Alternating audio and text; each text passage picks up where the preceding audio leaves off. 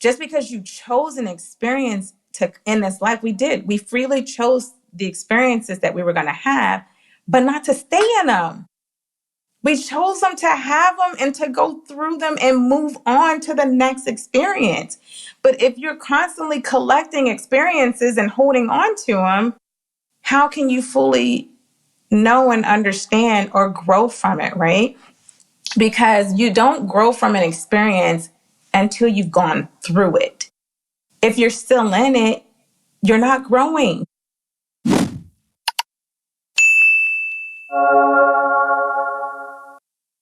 They give you so much to give you the illusion that you are creating, but then they withhold so much more. And that's how it was in this religion. I saw all that it gave. Okay, let me know that, I'm this being, that I have access to be able to talk to God, and I live beyond this. But then they also set up these parameters built around fear. And so that's what really started to get me is when I stumbled upon Darius J. Wright, and he started talking about unconditional love, right? And I was like, right, it is unconditional.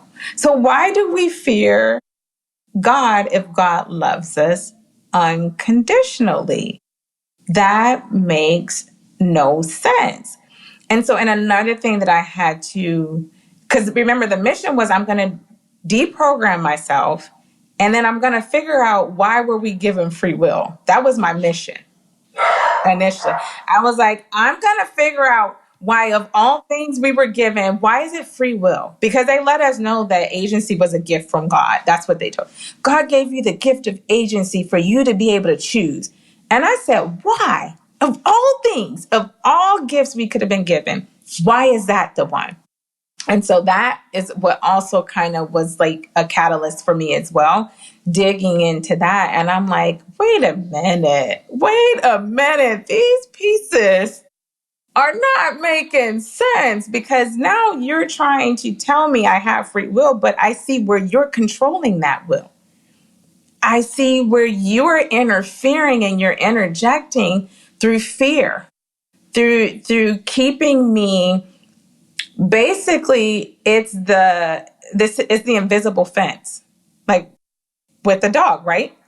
There's no fence there, but I'm gonna let you put up the parameters around yourself through fear, so that you never step outside of it. When you're saying this, it reminds me of something you said, Shem, about the idea of when you started or low.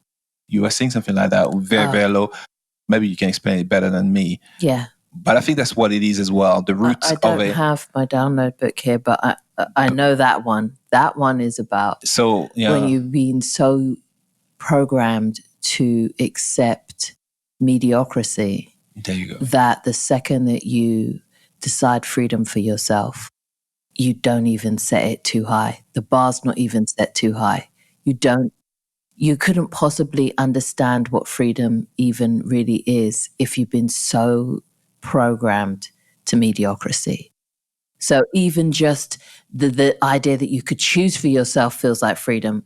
Even the idea that you could say yes or no feels like freedom, when really that's not even the doorway. That's just the handle, So now you came to that point of awareness. How did that shake up you realigning your life? Because I can imagine that shook the tree. Oh, yeah. Yeah, it really shook the tree. So I was like, okay, you know what? I'm full-fledged in this. And so I was like, it's time to dive in. My daughter and I, we had done our podcast. We had stopped though, because it was really focused on our relationship. And we had stopped, and I was like, we need to make a shift because I need to go back on the mic. And she's like, I'm not ready though. I'm not ready. And I was like, oh no, we got to do this. And she said, well, give me time, or you might just have to do it alone. And so I was like, because I'm getting downloads through meditation of what I need to say. And I was like, and then I also started having conversations with my higher self because I started understanding, oh my goodness, you have a higher self that is really guiding you. And so I started having conversations with my higher self and just getting guidance. And I was like, okay, help me understand where I'm supposed to be. I started seeing she was an energy cleanser, so she would open up your energy centers and remove whatever blockage you have, and then close them back up. And so she literally just appeared in my life.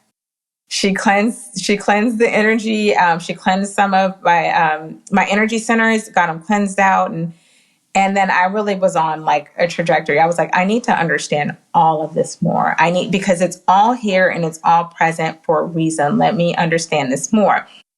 Mind you, still going to church every Sunday. I'm still going to church every Sunday, but I'm just there and I'm there and I'm listening. Now I'm listening with intention to understand the program that is being fed. Right. So now I'm there with an intention that I need to understand the program that's being fed. So, and the difference with this religion is that there isn't a pastor or a preacher that gets up every Sunday. People in the congregation are selected and they're told what topic to speak on, and then they just get up and share their experience on that topic. So that's what also made it a little bit different, right? But then you also have like your Sunday school and things like that. So in those meetings, you can like raise your hand and interject your own comment, especially if you're like, I don't so much agree with that. And so that became me. And I also was the leader over the women organization. So there were over 200 women in my area that I was like the leader over all of those. So here I am being the leader over these women going through this transition and telling them, no, stop giving people your power away. And they're looking at me like, but no, we're subservient. We're supposed to be humble and we're supposed to, and I'm just like, no, you're not. And so it's this clash. So there's clashes in different aspects that are going on. I just was like, release me. I said, release me from this calling. I'm not, either you release me or I'm going to step down. And so that's where I got to that point, because I was like, I'm just not aligning anymore with what's being fed. And I feel as though I'm in this role and my wings are being clipped, and I need them to be unclipped so that I can soar. And so I got released and I went a soaring. I stopped wearing those garments, and I was, but they have behind it. And I'm just telling you the fear that is put on you. You're told if you don't wear them, you're not protected. So unless you want to be protected, you better wear your garments every single day or you're not going to be protected and something bad is going to happen to you. And so then you keep them on. And so I stopped wearing them and I was like, hey, look at that. Nothing bad has happened to me. So I stopped allowing the programming that I was given to dictate what was real to me. And I just started living. I was like, I'm removing the programming and all the barriers that it put up for me. Two things stand out there. Well, many. Number one, your overarching courage to pursue your truth. It is endearing. But what's beautiful about this is in all of this, once you went in and you were listening to yourself and you were really tapped in, you became the observer. So I feel like when you're telling me about turning up and going to church still going every Sunday, I'm like, wow, you really stepped into observer mode where you could really have a look back and see like, okay, I see. Because I feel like you didn't want to have this new thing and then jump like from religion to religion, because I keep on telling people, I don't really want to call this podcast a spirituality podcast because I'm not doing new religion. I'm not on the new religion thing. So I love the fact that you're like, I found this, but now I'm going to observe where I'm probably going to leave, but I'm going to really observe it without judgment. Just look at it. And then what the next thing that stands out to me is the fact that you were able to say, I'm ready to do this jump, but I'm not going to try and push these people outside of where they're comfortable. I thought that was really compassionate of you, because it is the first thing you want to do when you find out about any little remnants of the truth. You're like, I need to tell everybody immediately. And then you go through this stage of calm, like, I can't, because not everyone's ready. And that's okay. Yeah. And I was also told that they weren't ready. I was told that everything that I shared would never be accepted. It would never be accepted. And I was okay with that. I said, that's okay, because as people come to me and ask, then I will share. And so I ended up, I did get a text message from my bishop saying that he was really concerned about me and my spirituality. And once again, what are you concerned about? Because he could never express what he was concerned about. I said, what are you concerned about? And so he sent me this talk. And basically the talk was saying how when you have revelation given to you, it's sacred and it's only meant for you and you shouldn't share with anybody else. I said, oh, okay. So you're basically saying whatever I'm learning, I need to keep it as my own business and don't share with anybody else. Okay, I get it. That's the programming that you guys have. I get that. And so I was like, okay. And he was like, I would like to meet with you. And right off the bat, I was like, you don't need to meet with me. I'm perfectly fine. But thank you for your concern. Then I thought a little bit more about it. And I was like, you know what? Nope, I am going to meet with him. Almost 2 hours I met with him. Almost 2 hours. Can we get into that? Yes. All right. So how was that? Frame that meeting for us, please. So I show up to the meeting and I sit down. So one of the things that started to happen with me in my meditation is that I started recognizing that what I was feeling and what had been perceived to me as being the Holy Ghost was me feeling my own spirit within me. And I was like, I feel my spirit every single day. It literally feels like I have goosebumps on the outside all day. So that feeling I started having when I really started committing to meditating. I was like, oh my goodness, this is my spirit that I'm feeling. I'm feeling my spirit. And then I learned that I could raise the frequency or I could lower it. And I was like, oh my goodness. And so I started playing with that, right? And I was like, oh my goodness. All right. I want to feel more energy. I want to feel more energized. I would literally just create it. And then I would elevate. And then I would be like, and when I'm not paying attention, I could feel myself dissipate. And I'm like, no, I like that. And so then I would elevate. And then I started recognizing when certain moon cycles would happen, I would literally feel like I had been electrocuted, and the remnants that you have after you've been electrocuted, just that shock, that's what I would feel. And I would be like, I literally feel like I've been electrocuted. Like I can't explain it to people. I'm like, I feel like I've been electrocuted, and then like the remnants of it is just sitting there. And so, yeah, my fingers would be tingly, like, and they would be numb. And I'd be like, how do I feel like I've been electrocuted, but I know I haven't been? So I'm explaining this to him, and I'm like, I said, do you know what it's like to feel your spirit? And I'm full of excitement, right? To feel your spirit every day, all the time. I was like, it's so amazing. And then I started throwing scriptures. So because the thing is so in the religion, they have you read the Bible. So for every year, you do the Holy Bible. So you'll do the Old Testament. So you'll study the Old Testament the whole year.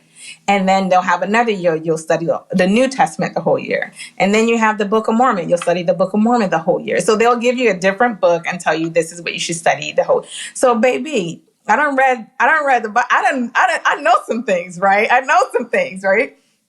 And so I'm like, remember when Christ said this, and remember when Christ said that, and this is what Christ said, and this is what Christ meant, and how you guys are, and so I'm just like sharing all of these things, and he's just looking at me, and I was like, and he said to me, and at one point I was like, it looks like he might have it.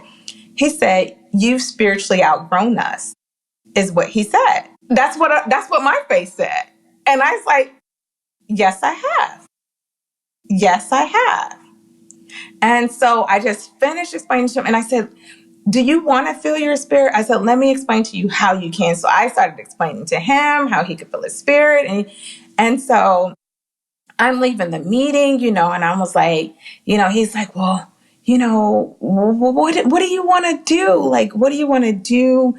Do you want me to, remove your record? So because one of the biggest things with this religion is that they say that when you join it, that your name is written in the book of heaven with God. So basically your name being in the books of the church means that you are in the book in heaven. So you will be recognized by God the Father and Jesus Christ when you transition over. And so that's kind of one of the things that they kind of hover over people's head. If you get too far out of line, then we'll excommunicate you and your name will be removed from the books, and you won't be able to enter the pearly gates, basically. And so, or reach the highest degree of glory. Hell and damnation, like the rest. Okay. Well, no, you don't go to hell, because only those who are very, very bad go to outer darkness. However, you won't reach the highest level. So you won't be in first class, sky high, where everybody else. But sounds like a deja vu. When you black. Hey. Just saying. All of these years to get sent to the back of the bus. Yeah. Well, Yeah, pretty much. Okay, great. I was like, okay, so he's like, do you want me to keep? I was like, I don't care what you do with them. I really don't. I could care less. And he's like, will you send me off anymore because I've outgrown, right? And so I figured we had it. In almost 2 hours we spoke. And I figured the conversation ended fairly decent, I was like, just know I unconditionally love you. And, there is no judgment against. And then like a couple days later, I get a letter on church letterhead telling me, mind you, I'm the wrong person that you try to silence, like the wrong one. And so he brings me a letter, hands deliver it, basically saying that I'm not allowed to speak at all if I come to church at all. I can't share my comments. I was like, oh, you think you have power over me? I was like, why? How did he do that people math with you? Because I'm here chopping it up. We've been in this hour 15. I will send a lot of letters to you, but I wasn't sending you that one. Do you know what? When you just putting that out there. You began to explain the beginning of the conversation you had, I thought this, yeah, a lot of things, and it's something that a lot of people ignore. All of these people that belongs to different religion are well aware of the out of body experience, the other side, all of it. It's just that, like you found out about the underwear, there's a lot of money involved. So in order to keep this thing going, a lot of them rather not disclose this information and do not want someone specifically like you to do so. It's more than thinking that this information are false. They know it's true. It's just not convenient. And that's the first thing that I thought, because certain things you say he was saying to you. And it's funny how he almost had, like, the way you describe it, unconditional love towards you. And I was going to ask you as well, when your notion of unconditional love started, I mean, the real notion of it, the one that we know now. It really truly is. When that began for you? So it began when I started listening to Darius. And when did I start listening? I probably started listening to Darius probably about like the end of 2024, just kind of like coming into 2025 and just listen. And I was like, right. And I was like, unconditional love. I was like, I've been in this church for over 25 years and they preach unconditional love, but no one gives it. And that's what I mentioned to the bishop at the time. I said, we're supposed to love each other unconditionally. I said, but there's so much judgment in this church. And he said, yeah, I know, we're still trying to figure that out. I said, the church has been established for 200 years. It take y'all 200 years to figure that out? I said, y'all still ain't figured it out after 200 years? Ooh. That's what I said to him. And I was like, and he just sits there and he looks at me because like people, sometimes I just say things and people are like, she really said that. Yeah, I did. I really said that. I was like, it's about unconditional love. And so when I fully embrace that, I have no judgment for you. It's unconditional. I love you despite whatever role that you're playing. I'm going to love you despite it. And so I really start embracing that. And the more you embrace unconditional love, the more you separate yourself from religion even more. People think that you draw closer. No, you separate it because then you start to see that unconditional love does not exist in the very place that you believe that it is supposed to exist. And so that was something else. And I was like, the thing that separates me is that I never cared whether or not people accepted me or not. So it was more so, I don't care if you love me or not because I love me enough. So it doesn't matter to me whether you do either. I'm going to keep showing up. And so unconditional love was yet another catalyst for me to really start processing things and really trying to just comprehend and understand why are we here? What are we supposed to be doing? Yes, we are supposed to be loving. And when I tell you that it removes so many barriers, it removes so many barriers that you have up on yourself, the ones that you have on other people. And then you're just like, you know what? It's their experience. Now I even got my family. My family's all saying, you know what? It's their experience. That's what everybody just says. It's their experience. And that's what we say. It's like, I'm not going to judge you in your experience because it's your experience. I'm not going to judge the bishop in his experience because that's the experience that he's in and that's what he knows. And until he decides to want to know more, then he'll step out of it. And I'll be more than willing to share with him. But I just see him in my mind pressing subscribe on your channel, like just under some rogue name, tuning in. And you know what? It sounded like, honestly, the way you've explained it, it sounded like he already knows. But there's too much involved for him to just... He's into and not everyone has you courage to say, I can't do this. Like, I just don't sit right with me. So it's tricky because you do have to have that courage, or else it's just information you hold inside of you and you never share. So, yeah. I guess it didn't align with your integrity. Yeah. Yeah. Okay. Yeah. Okay. It didn't. And I just, once the truth starts being revealed, you can no longer sit in a lie. You know, it's almost like your spirit is crying. Like, what are you doing?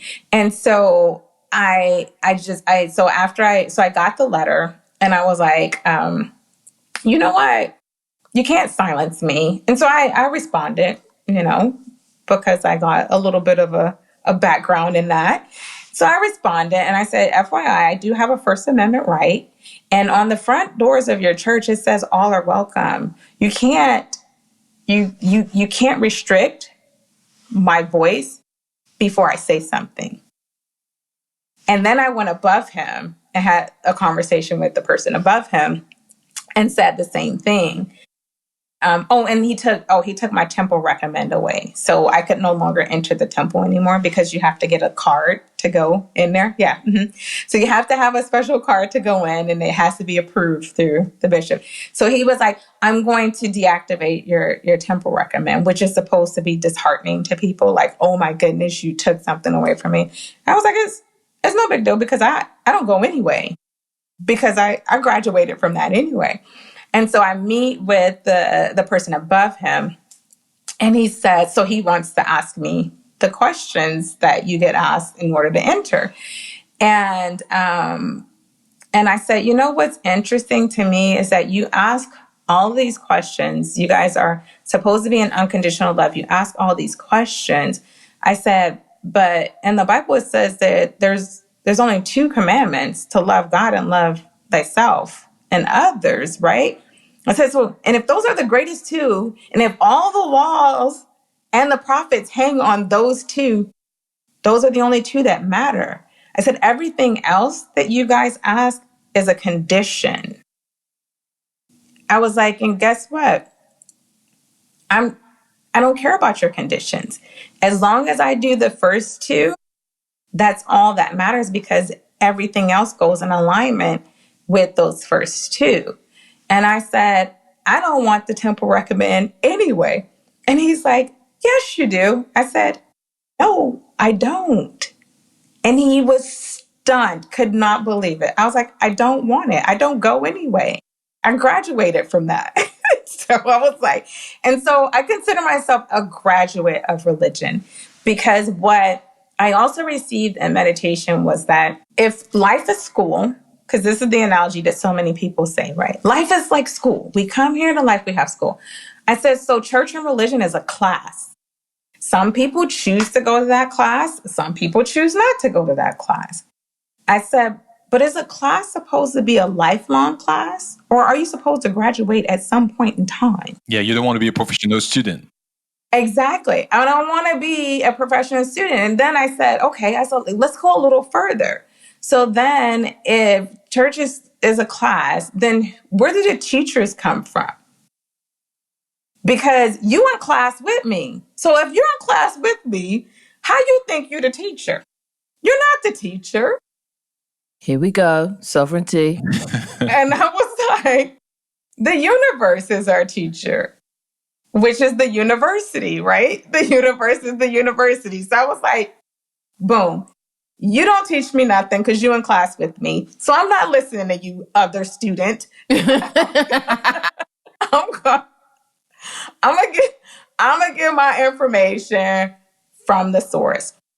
And I did tell the bishop that too. I said that I don't believe that I need someone else to translate to me what God wants for me in my life, because it's my life. And I can ask God myself. And I don't need anyone else to ask for me. So I became very sovereign. I understood sovereignty at a far greater understanding than I had before. And it just started to really make so much sense to me. And then all the things that were unraveling in my life in the meantime, having an OBE and having arguments with other beings through my son because they were attached to him. So yeah, I've had some really... Are you open to touch on those things? What would you want to go? Go. I would like to touch on one thing. It's actually a simple question. I wanted to ask you about, how do you view free will? Okay, so in this journey, right, what have I come to understand?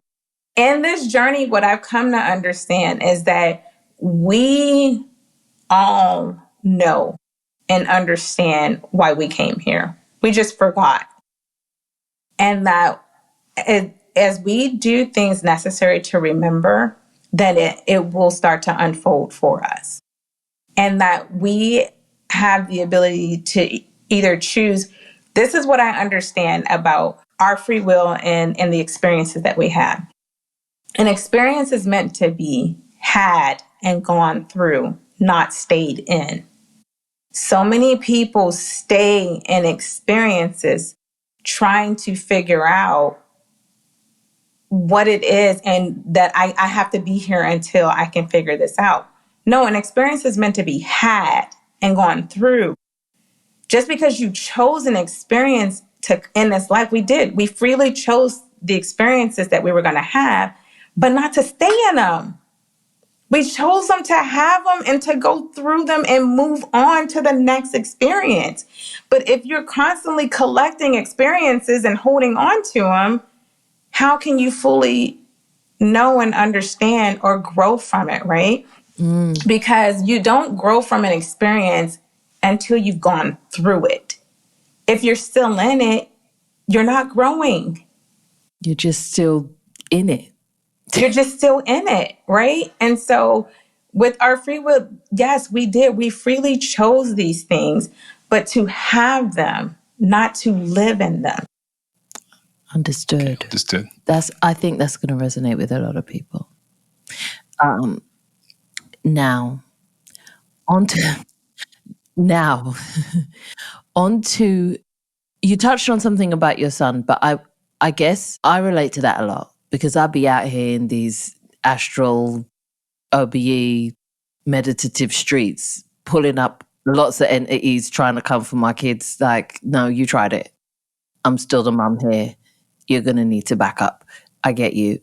Would you like to have give us a little bit insight on that? And then we'll double back to your OBEs because they're so valuable. Go on. Hi, and now for a very important announcement. We've noticed that half of you are not subscribed, but you are watching. And we know it's not deliberate. I do it all the time. So check if you're subscribed, and if not, press the subscribe button, then the notification bell. And that way, when we go live on Sundays, or we do a catch us if you can, you won't miss it. If you love to support our channel, you can go on our Ko-Fi where you can buy us a cup of coffee. You also can join our Discord, and you also can become a Sovereign Soul platform member. Thank you, and back to the show. So the interesting thing is that my experience came while in body, not out of body with my son. So my son, whom you know, you have certain kids, you're just like, it's something about you. There is something about you. And I've always felt that with him. I'm like, I cannot put my finger on it, but there is you are very different. You're very, very different. And so, and he's older. He's not like, all my kids are older. I don't have any, my youngest is 20. So, so he, how? I just want to put that out there. How? Okay. And my oldest is 30. So let's just say that. Wow. Wow. So lovely. So this particular son, I took him because he was like, Mom, I'm just struggling. Like I just can't stay clear. And his depression level just fluctuates so much, and he gets so deep and he gets so stuck there that I'm like, okay, I'm going to take you to my healer, to, the cleanser, because we all are healers. But I was like, I'm going to take her so she can cleanse you and try and get that energy out of you. So I take him, she puts him on the table. She gets to know him a little bit because she's never met him before. And she starts to clear him. And she's like, he wears headsets a lot. I said, yes, he's into galactic stuff. He has galactic warfares that he sets up on the computer with other friends and stuff. So he does that, right? And so she's like, I can tell. She was like, because there's a lot of energy blockage in your head, so she's trying to remove it. She's removing it. And then he's just relaxing and relaxing. And then he goes somewhere and he starts to tell us where he is. And so this is where I'm like, because I'm going through all kinds of things, like hearing about channeling and people's ability to channel. I'm like, all of these things. So I'm just being more perceptive. So he's like, there's someone here. And I was like, who is it? And then he's trying to explain to me. And I said, let the being speak. And so the being starts speaking through him. And so I started asking this being questions. And he was like, oh, he's shape-shifting. And so he shape-shifted, and then my son shape-shifted.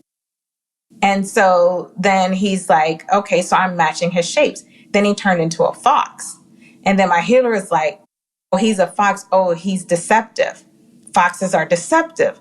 Be careful, get away from him, right? So she's like kind of like freaking out, like what is going on? I'm still having a conversation. I'm like, no, let's talk this through. I want to know who you are. So I'm like, are you with source? And the being says, sort of, kinda. And I was like, what kind of response is that? But okay. And I said, well, what are you doing here? Are you trying to channel through him? And he says, no. And I said, well, why are you here? And the being was like, we want him. And I said, you want him for what? Like, I'm in mom mode, and I'm in present. I'm not in this astral. I'm in the physical, and I'm going to have a conversation with you because I want to know, what are you doing and why are you attached to him? And he says, oh, I'm not even the stronger of the rest. There are others that are far greater than me, and we're going to come and get him. And so I still have this religious perspective that, oh my goodness, it's a demon, it's the devil, right? And that he's like attached to my son or whatever. But then the more I'm processing things, I'm like, no, this is another entity. This is another being. But why is it attached to him?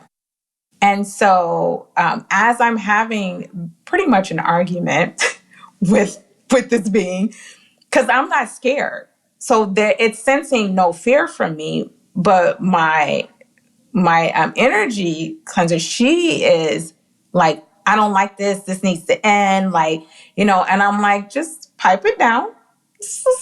We're just having a conversation. That's it, right? And then my son says he didn't like the way the being was speaking, because he was like, there were things I didn't say that it was saying. And so he shut it out. So he basically just shut it down. And then he went to a place that he had told me before. And so he's in this space and he starts to cry. So I see him physically crying. And then when he comes out, he tells me, because he had been introduced, he had an out of body and was introduced to a woman being who emulated gold. Like she was like golden. And he says that she came to him and she put a gold force field around him. And he became a little boy. He was a little boy inside of this force field. And she said, there was like a collective of beings around him. He said, but I could only see their heads and they were hooded. And he said, they told me that we are always here and you called upon us, and that's how we were able to come to you. We wish others would call upon us more often, but we will create a protection for you. And so she basically put a force field around him and told him that he was going to be protected, and any time that he needed them to call upon them. And I was like, are you kidding me right now? What in the world? How did that just transpire? So he comes back and he tells me, and he's like, and so while he's there, the healer, she has a pendulum and it's like swinging like super fast. And she's saying she's being pushed. She's like, I'm being pushed back. And I was like, what do you mean pushed back? She was like, I'm literally being pushed away from him. And so my son says what was happening at that time was that the collective had put their hands on his head. And they were all around him and they had their hands on his head and they were pushing her back. And so, yeah, so then he kind of like came out of that experience. And I was just like, I was just arguing with the being in real time. Fascinating. I've got so much to unpack there with you. That is an off-camera one. Me too, actually. It's like, It's a lot of, the shape-shifting here and the fact that it's a fox. I know that your reader read it as cunning, but O.B.E has had an experience with shape-shifting fox, and in Japanese, and it's called Kitsune fox. Yeah. And my son loves Japanese, loves it. Okay. Can speak it, taught himself how to speak Japanese and everything. Oh my goodness. I mentioned it in the live before. Let me just tell you about that. He had a whole he had a whole experience where he experienced himself, like a past life experience of himself being a Kitsune fox. Yeah. They are shapeshifters. Now, if you just type it in Google whenever you're ready, like, go and do your research. But what they do is the Kitsune foxes sit outside the temples. They sit in the portals of these temples across Japan. And during the nights or during the full moons, they will come to life and they will shapeshift just to make it across the city to be to go and protect other temples and other places around. But they don't like to be seen by people because some people will like harm them or do something to them. So they live their life quite in alert of not being seen, hence why they have the shape-shifting ability. And they move in pairs as well. They move in pairs as blue well. And red. Yeah. So they're always like with somebody. So that could see into why he feels like he felt like he needed to call in somebody, because that might be that part of him that feels like he needs that pairing again. And also why he's so drawn to Japan, all of that stuff. They're a very sacred spirit animal. Like, they are very highly respected there. Wow. Which I was drawn to it as well for a long time. Big time. I mean, we're making plans to go there. Like, that's on the family list, to travel there. Our daughter speaks Japanese. She done everything. She's the one he was like, I was a fox last night, but not any old fox. I'm talking the tails. With flames. I had flaming tails. Yeah. I had the whole nine. And she said, oh, that's a Kitsune. That's not just a fox. I didn't know what it was animal. At the beginning. Yeah. I don't know what it's called. They shapeshift. Yeah. So it's not cunning. It's not for that. It's because of the protection for the temple and the fact that they cannot be seen. Wow.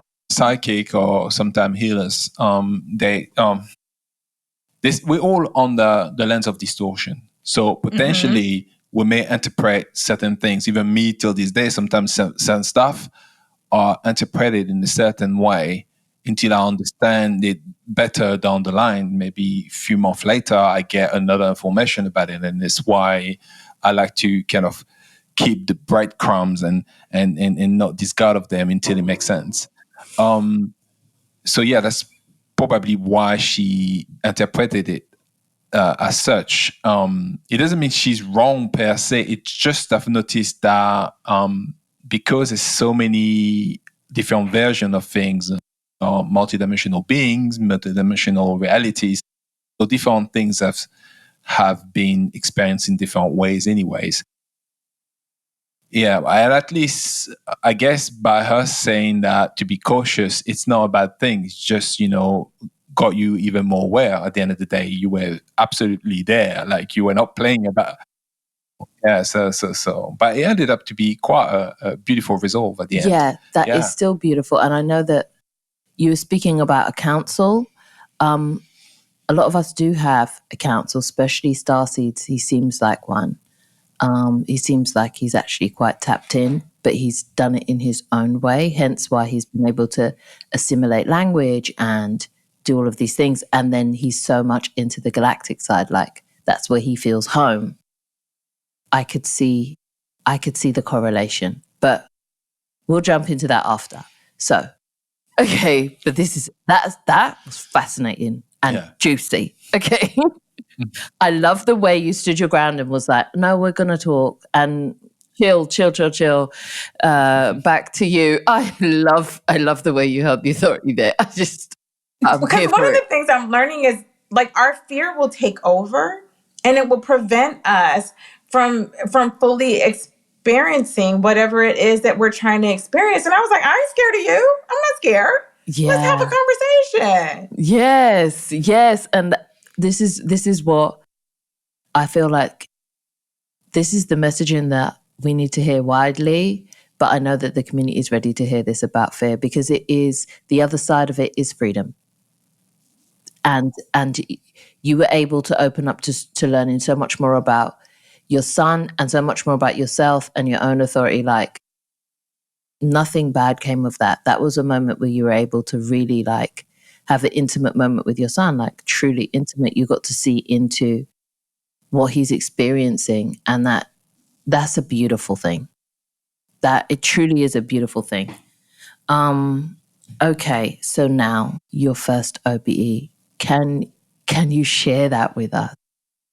Oh my goodness. Okay, so my very first one that I really started to understand and recognize that, oh my goodness, that was an OBE.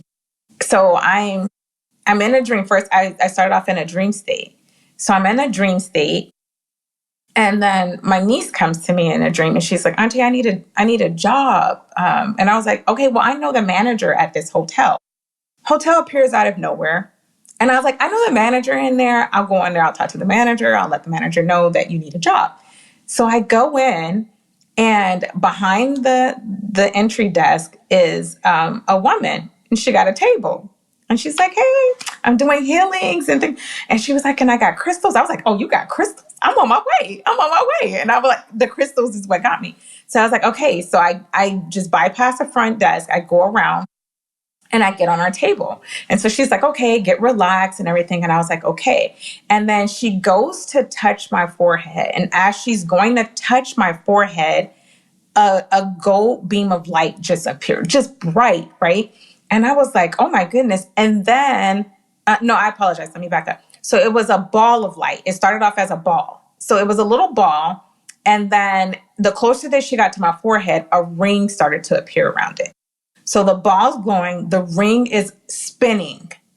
And then the closer she gets, it starts to accelerate. And then as soon as she touched my forehead, it bursts open.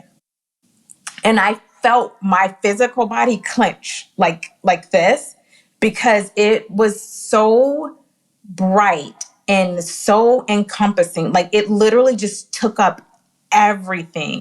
And I felt my body, and then I just felt this warmness just come across my entire body.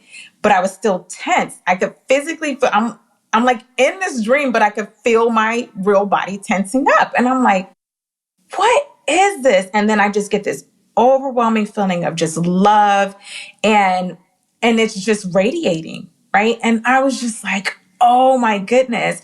And so I'm just lying there and like, this is the most amazing experience that I've had. And then I could hear her, and she's saying, stop it, get off of me, get away from me. And I'm like, what is going on? So I come out of where I am in this space, and I see this dark, like the Dementors from Harry Potter. I see this dark, wispy, like black thing, like poking at her. And then it grabs me on my side. And I was like, I'm not scared of you. I was like, I'm not scared of you. And so I just lie there still. And I was like, I'm not afraid of you. I was like, I'm not afraid of you. But it kept tugging at me. And I was like, oh, I'm saying the wrong thing. And I was like, I choose God. I choose God over everything. I choose God over everything. And it dropped me. And then it left. And I was like, are you okay? I'm asking her, I'm like, are you okay? And she's like, yeah, I'm good. And so I was like, okay, well, I'm going to go back in. And so I immediately go back into this space, right? Because I wanted to get whatever I was supposed to get from that space. And so I went back in, and then I came out. I came out of it, and I was like, that was the most amazing experience I ever had. Now, mind you, I'm still in this dream state, right? But it's really an OBE because I'm feeling everything and I remember everything. And so I come out and I call the healer. the one that I use in real life. And I called her and I was like, you never guess what happened to me. And she was like, I can't talk right now. My sister needs me, so I can't talk to you. And so I couldn't share my story with her.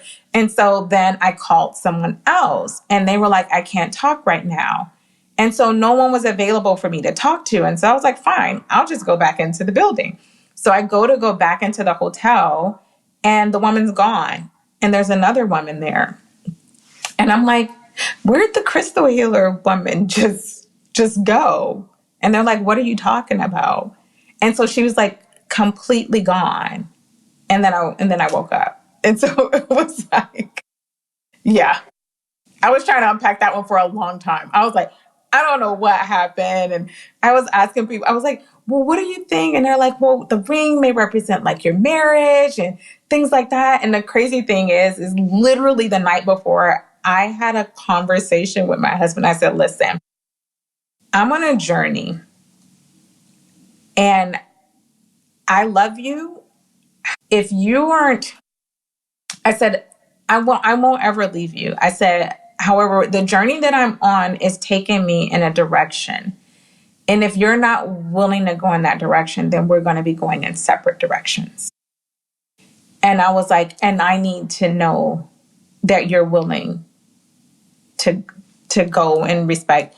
And I was like, I just need to have this heart to heart with you, because I knew that I was going to be going on a path that was going to be a lot different than the me that he was used to. And I said, I just need to know that you're okay with that. And he told me that he was okay. And then immediately after, that's the experience that I had. That is single-handedly one of the most beautiful ways of confirmation. I don't know if your husband has experiences as well, or shares them with you, or recalls his ones and links them to yours or anything like that. But I feel like you had really given yourself permission to grow, but you've also given yourself permission to say to someone, you know what, I know we made our vows, but I see you as sovereign.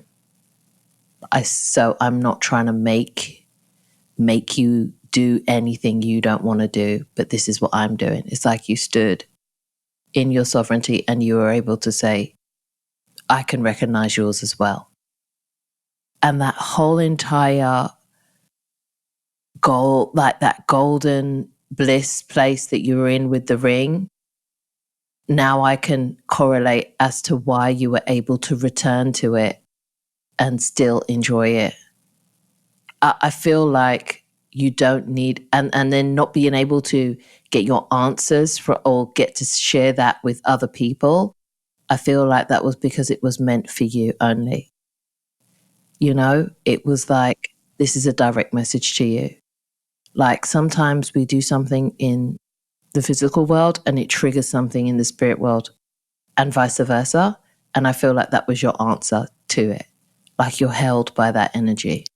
Also, I think you literally walked the walk of unconditional love. The way you approached it, it's not as, it's me or the highway. It's more like, okay, this is where I'm at. And I understand if you are at a different phase in your life. And just that alone is powerful, because you're not trying to control anybody else. This is not what you're trying to do. And often we've had time in our lives where we're trying to do that, control what we can't control.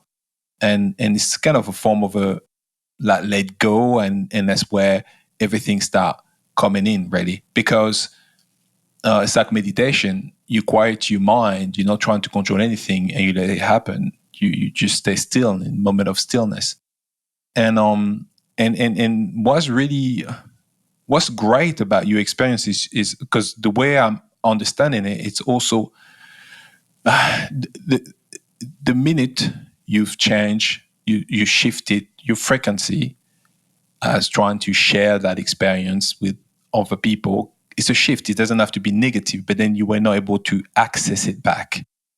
It's, if anything, it actually showed you that, okay, that is that, and that is that. And it's a great perspective to have specifically for your first one as well. Yeah, because often people say, well, my first one just came out, but I kind of stayed in my room. So now everyone get to experience that. And it's still great, though, because it at least allows you to know that you exist, specifically if someone who had doubt. And I think we all serve what we need at a particular time. So yeah, this is a fantastic experience because it aligns perfectly with where you were going. Yeah. And what you did that day, like, yeah. And now you said that about the conversation you had, I'm like, yeah, for sure. Like that, it's beautiful that your soul responds to you like that. And I would liken that to how tapped in you've been to your intuition your whole life anyway. So it speaks to you pretty much clearly, like pretty clear what that was. How did you take that? Or did it take you a while to unpack? Because I know sometimes we have these experiences and you're like, I don't want to front run what just happened, but I think blah, blah, blah. What was that for you? So it took me a minute to unpack it. And like I said, I shared with a couple people. So there was one friend who she's been having OBEs since she was a little girl. And so she was telling me, she was like, oh, it has to do with your marriage. The ring kind of represents, the marriage and your marriage to your husband. She's like, I don't know exactly what it's saying, but it's something to do with that. And then my energy worker, she was like, well, that's the woman that I've been pulling and tugging with you, because she's like, there's literally been a woman that has been pulling me and she's been pulling me. And she's like, I'm literally playing tug of war with this woman and that must be her. And so, so she was like, and so that's all that she got from it, was that she was like, I was wondering who that was pulling on you, because I'm trying to pull you and she's trying to pull you in her direction. And I was like, oh, okay. So I should be following her because she has a greater connection than where you're gonna pull me to. And so she's pulling me closer to who I really am. So I think I'm gonna end up following her. So that's kind of what I started to perceive. And then things did start to open up a lot more. My husband, he's just been really, really receptive. And then I had another OBE that was just like another, like, just, it was very, very interesting as well. So it's been really, really cool. And I still try and unpack like certain parts of it, like why the wispy, like whatever the entities were that were there, why were they there, other than understanding that they were trying to prevent me from unlocking that part of me. And then I also felt that because the focus was literally on my third eye where she touched me, that it was the opening of that third eye and really allowing me to expand on the understanding through that process. And so that's kind of because that's when a lot of my frequency shift started to happen too. I became allergic to shellfish. I can't eat shellfish anymore. I've eaten it my entire life. And I've become just kind of really food intolerant on a lot of things. I can't eat any meats other than lamb, goat, and fish. But those are the only like meats that I can eat because my body's just become very intolerant towards a lot of things. And I've been listening. And so you seem like that was very much of an attunement for you. And the mere fact that you've been listening, it's just all that anyone needs to do. And it will change, and you are open to changing with it. So it's like it's brilliant. I love your story. I really do. It's so in-depth. thank you. Andréa, if you had one advice to give our community, what would that be, specifically if they recognize themselves in your journey? So what I would say to people is know who you are and don't let anyone else try and tell you otherwise. No one has power or control over you. unless you give it to them. Whatever experiences that you're having, know that they're meant to be had and gone through. You knew what you wanted to go through when you came to this life. Have the experience and move through it so that you can move on to the next experience. They're all designed to aid us in whatever growth that we want to have. Don't get stuck in it. And don't ever feel like you are stuck in it. Recognize it as an experience so that you can move through it and know what it is that you needed to gain from it. That's beautiful. That's going to ring true for so many people. It's a wonderful permission slip to give yourself. Definitely. Because stagnation is something people do really experience, or the illusion of stagnation. Yeah. So now, from where you stand on your journey, what would you say when we're asking, who are you, who are we, and why are we here? I would say we are sovereign beings here to grow in whatever way we feel that growth may be, and that there is nothing limiting about us. One of the most amazing things that I came to understand and got confirmation of is the God that I was praying to every day was my higher self. That I was praying to me as the God that I am. And therefore, I didn't need to wait on the will of God to do anything for me, because I already knew what was for me, because it was my higher self that I've been praying to all of these years. And that was so profound to me, because I was like, it makes sense. It makes so much sense that I'm praying to my higher self, who has the power to do everything as the God in which we are taught through religion, and that I have access to source as long as I'm addressing source. So if I want to speak to source, then I need to address source. Otherwise, I'm speaking to my higher self. And so when that clarity came to me, I was like, okay, that makes sense. And that, of course, God's will and my will align, because I am God. Yeah. Beautiful. Absolutely beautiful.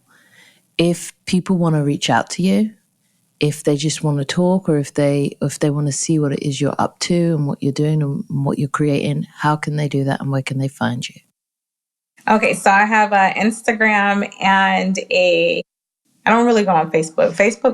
Instagram posts on Facebook, but I have Instagram, Facebook, and YouTube. It's The Mind of Our Daughters is what you can reach in. That's me and my daughter.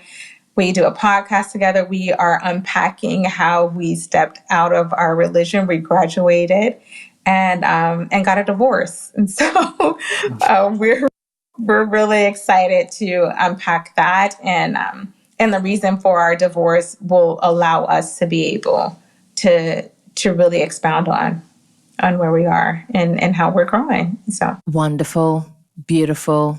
And this has been such an eye-opening, warm, loving, adventurous, juicy story. I love your experiences, and I really thank you for coming on and sharing it with us and sharing it with everybody. Thank you. Yeah. Thank you both. I love you both, and I'm grateful that I took the opportunity to use your platform to finally share it. Our pleasure. Our pleasure.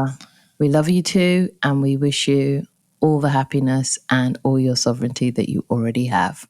Okay. Thank you. So that's it for us today, this week, guys. If you do want to reach out to Andréa, we will leave everything in the description. And until next time, ciao. Ciao.